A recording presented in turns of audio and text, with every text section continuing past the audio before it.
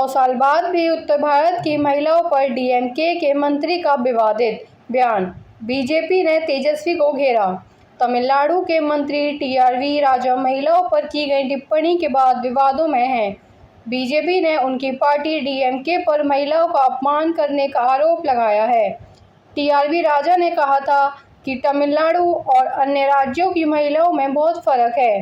BJP प्रवक्ता शहजाद पूनावाला ने इसे लेकर डीएमके पर निशाना साधा है। उन्होंने कहा कि डीएमके ने उत्तर भारत की महिलाओं का अपमान किया है। तमिलनाडु सरकार के मंत्री टीआरवी राजा कंट्रोवर्सी में घिर गए हैं। महिलाओं पर की गई टिप्पणी के बाद उन पर सवाल खड़े हो रहे हैं।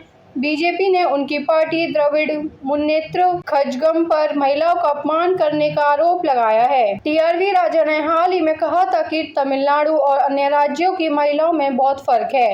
100 साल बाद भी उत्तर भारत में महिलाओं की हालत में सुधार नहीं आया है।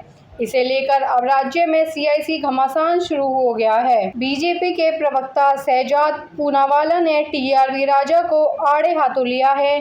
शहजाद पूनावाला ने कहा, एक बार फिर डीएमके ने सीमा लांघते हुए यूपी, बिहार समेत पूरे उत्तर भारत की महिलाओं का अपमान किया है। कांग्रेस ने बिहार को बीड़ी बताया। तेलंगाना के सीएम रेवंत रेड्डी ने बिहार के डीएनए को गाली दी। डीएमके ने कहा कि बिहार के लोग शौचालय साफ करते हैं, अब यूपी बिहार की महिलाओं का ऐसा अपमान हो रहा है। तेजस्वी इस पर चुप क्यों हैं?